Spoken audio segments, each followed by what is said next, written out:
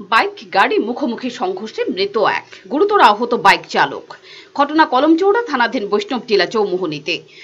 রবিবার রাত 10:30 স্থানীয় সূত্রে খবর, বৈষ্ণবটিলা চৌমুহনীতে মুখোমুখি সংঘর্ষ ঘটে নম্বরবিহীন অল্টো গাড়ির সাথে TR01V6571 নম্বরের অ্যাপাচি বাইকের।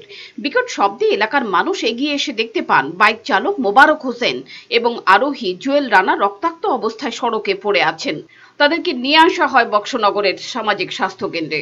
সেখানেই বাইক আরোহী জুয়েল রানার মৃত্যু হয়। বাইক চালক বর্তমানে জিবি হাসপাতালে চিকিৎসাধীন। এই ঘটনায় এলাকায় শোকের ছায়া নেমে এসেছে।